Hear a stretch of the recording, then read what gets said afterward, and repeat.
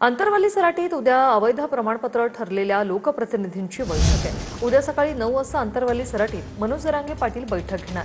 कुणबी प्रमाणपत्र अवैध ठरलेल्या लोकप्रतिनिधींची पुढील भूमिकेवर चर्चा।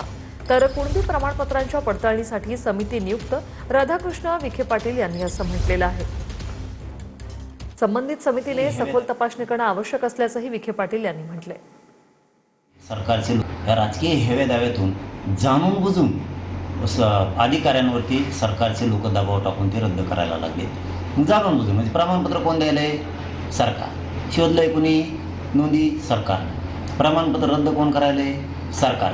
ही मराठ्यांचा जाणून बुजून छळ सुरू आहे। जाणून बुजून मराठा समाज टार्गेट केला जातोय, हे सिद्ध होतंय। तरी पण उद्याच्याला सकाळी 9 वाजता मी ते कोण लोक आहेत त्यांना बोलून घेतो की काय नोंदीचं कसं आहे, काय प्रकार झाला आहे, काय सरकारनं कसं फसवलंय। त्यामुळे उद्या सकाळी 9 वाजता ते रद्द कोणाचे प्रमाणपत्र केलेत ते मला माहीत नाही। त्यांना आता उद्या सकाळी 9 वाजता आम्ही बोलून घेतो।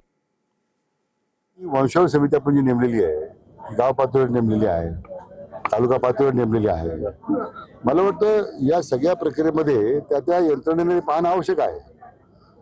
त्यामुळे लोकांची मागणी दाखल मिळाली पाहिजे, पण ते इतकं आपण पारदर्शक पद्धतीने आपण त्याची कार्यवाही सुरू केलेली आहे।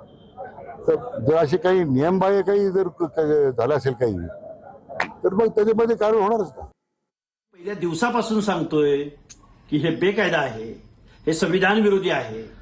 या आरक्षणाचा परिणाम ओबीसी मधलं आरक्षण संपण्यावर होणार आहे। कुणीही ऐकायला तयार नाही। आता ही प्रमाणपत्र रद्द होत आहे। मी खऱ्या अर्थानं ओबीसी बांधवांच्या हक्क अधिकारांच्या विरोधामध्ये ज्यांनी बेकायदा बोगस सर्टिफिकेट्सद्वारे ही प्रमाणपत्र काढली, ही प्रमाणपत्र रद्द झाली पाहिजेत, यासाठी आम्ही हा लढा गतिमान करणार आहोत।